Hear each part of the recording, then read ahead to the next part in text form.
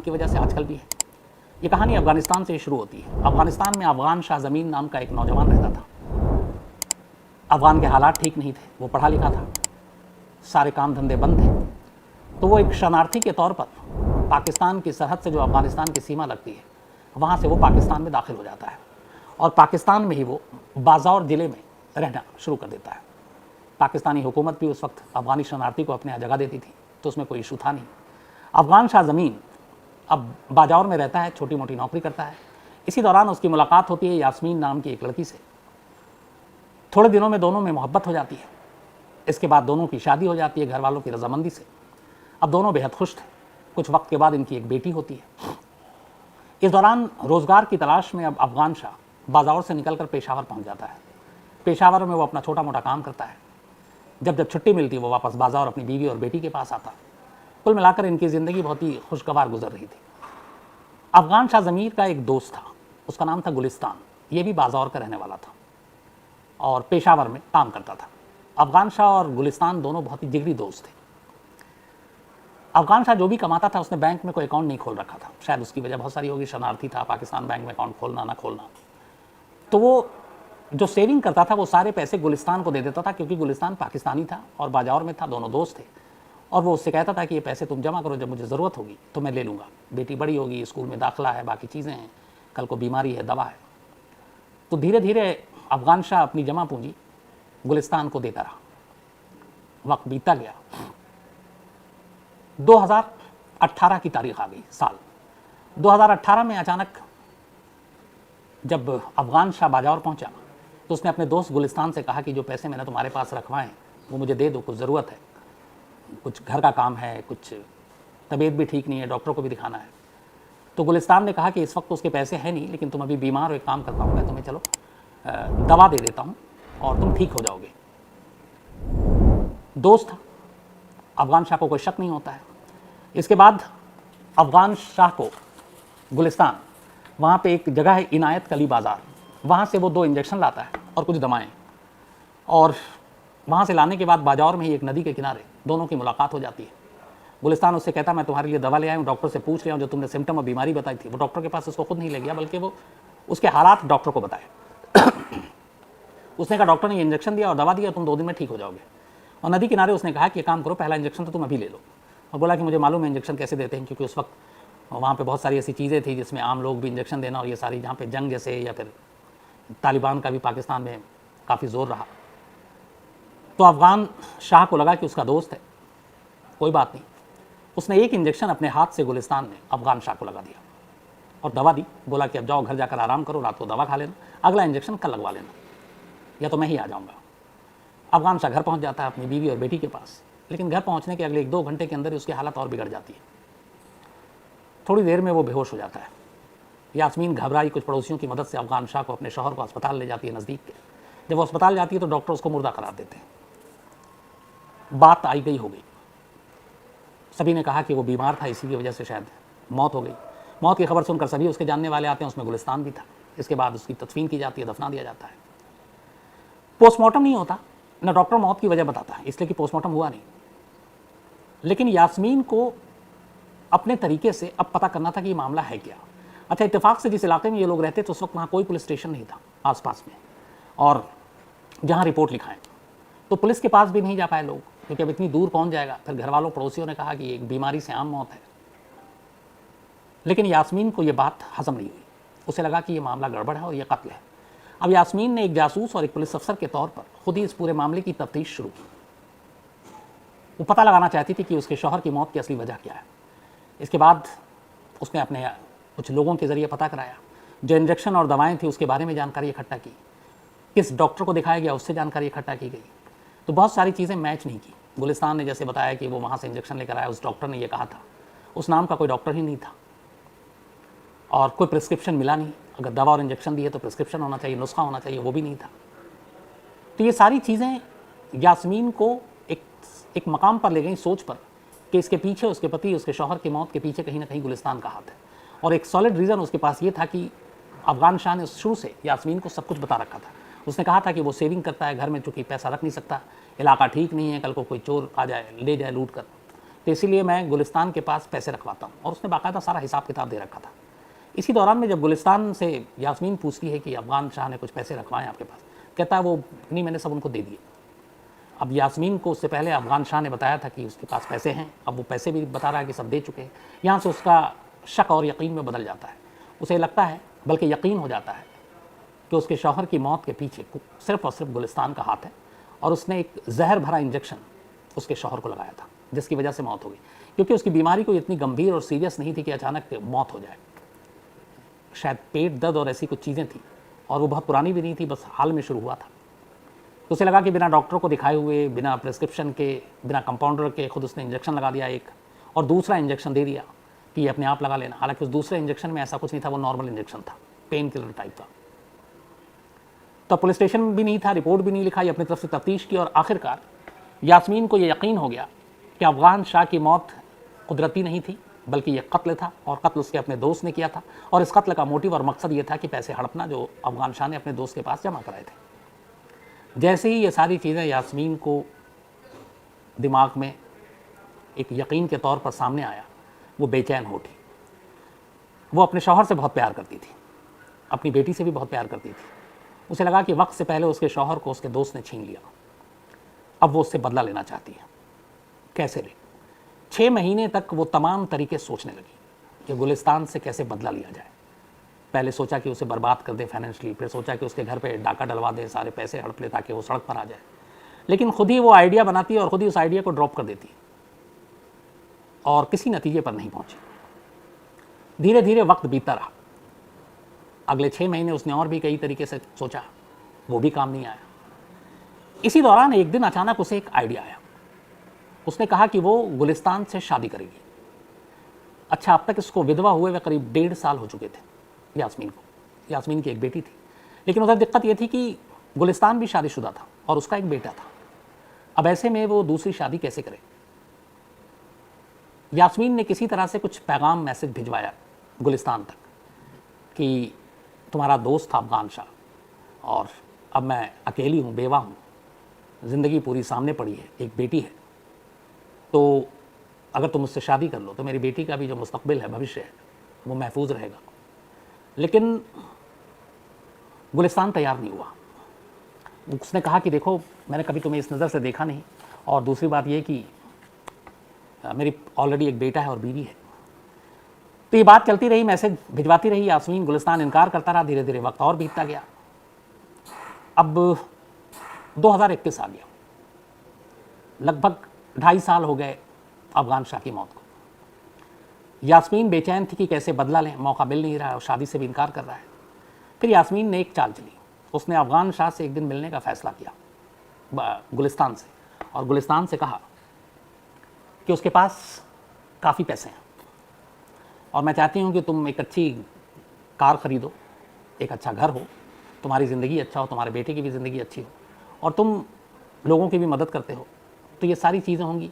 तो ये पैसे हैं, मैं चाहती हूँ तुम्हें एक कार दूँ, लेकिन उसके लिए ज़रूरी है कि तुम मुझे एक आसरा दो और मुझसे शादी करो। गुलिस्तान लालच में पड़ जाता है। उसे लगता है कि चलो इतने पैसे आ रहे हैं, गाड़ी भी मिल रही है, अब जाकर वो शादी के लिए तैयार हो जाता है। इसके बाद करीब 6 महीने पहले यास्मीन और गुलिस्तान की शादी हो जाती है। अब लेकिन चूंकि वो ऑलरेडी शादीशुदा था, पहली बीवी नाराज़ हो जाती है, इसलिए दोनों, गुलिस्तान अपना घर छोड़कर एक किसी दूसरे रिश्तेदार के घर पे चला जाता है यास्मीन के साथ रहने के लिए। फिर थोड़े दिन के बाद तीसरे रिश्तेदार के साथ। अब यास्मीन को इधर मौका नहीं मिल रहा है क्योंकि लगातार दूसरों के घरों में वो लोग रह रहे हैं। अब इसमें 6 महीना बीत जाता है और लगभग ये जुलाई का महीना आ जाता है। अभी लास्ट वीक जुलाई के शुरू में यास्मीन कहती है गुलिस्तान से कि कब तक हम अपने रिश्तेदारों के घरों में रहेंगे और कब तक इधर से उधर भटकेंगे, उससे अच्छा काम करते हैं, एक घर किराए पे ले लेते हैं और वहाँ रहते हैं, पैसे तो ही हैं। इसके बाद वो लालच भी देती है कि मेरे पास भी पैसे हैं। फिर उसी इनायत कली बाज़ार में, जहाँ पे ये पहले रहती थी और जहाँ दम तोड़ा था उसके शौहर ने, उसी इलाके में वो गुलिस्तान को अपने साथ ले जाती है और एक घर 3,000 रुपये पर मंथ किराए पे ले लेती है। अब गुलिस्तान और यास्मीन और उसकी बेटी ये एक घर में किराए के साथ रह रहे हैं। पहली बार यास्मीन को अब मौका मिला कि इस घर में कोई और नहीं है, कोई रिश्तेदार नहीं है, बस यही 3 लोग हैं। लेकिन पहला चरण पूरा हो चुका था साजिश का। अब ये था कि मारें कैसे, क्योंकि गला दबाकर मारना अकेले बस की बात नहीं थी। वो हट्टा कट्टा था गुलिस्तान, यास्मीन नाजुक थी, उसे लगा कि वो उस पर काबू नहीं पाएगी, तो क्या करें, जहर खरीदेंगे तो शक हो जाएगा लोगों को या पकड़ी जाएगी, तो अब मारने के लिए हथियार क्या करें। फिर इसका भी उसने हल निकाला। एक दिन उसने कहा कि तुम दिन भर बाहर रहते हो काम के सिलसिले में, फिर अपनी बेटे और उनसे भी मिलते हो, और मैं घर में अकेली रहती हूँ, घर में पैसे भी हैं, तो यहाँ पे चोर लुटेरे भी आ सकते हैं, तो हम लोगों को अपनी हिफाजत के लिए एक पिस्तौल ज़रूर रखनी चाहिए। गुलिस्तान कहता हाँ ये बात तो सही है। इसके बाद 13,500 रुपये में गुलिस्तान एक पिस्टल ख़रीद कर लाता है। मतलब यास्मीन कत्ल का हथियार भी उसी के हाथों से ख़रीदवाती है। तो अब पिस्टल भी आ गया 13,500 रुपये में। उसने यास्मीन ने कहा दिखाओ ये कैसे चलता है, बाकायदा गुलिस्तान से ही सब कुछ पूछा। उसने कहा कभी अगर मैं घर में अकेली फंस गई, बेटी है, कोई आ गया, तो अपनी हिफाजत के लिए इसको कैसे चलाएंगे। तो गुलिस्तान ने उसे बताया कि इसमें ऐसे गोलियां भरते हैं, इसको ऐसे ट्रिगर दबाते हैं। वो सब कुछ सीख गई। पिछले हफ्ते पहली बार अब यास्मीन को एक मौका मिलता है। उसने तय कर लिया था कि आज की रात ही वो गुलिस्तान से अपना इंतकाम लेगी, अपने शौहर के मौत का बदला लेगी। वो रात को जागी रहती है, गुलिस्तान सो जाता है।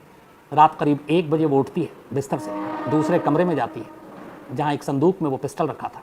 वो पिस्टल निकालती है, गोली भरती है, वापस कमरे में आती है, नींद में बेसुध गुलिस्तान की तरफ देखती है और ट्रिगर दबा देती है, लेकिन गोली नहीं चलती।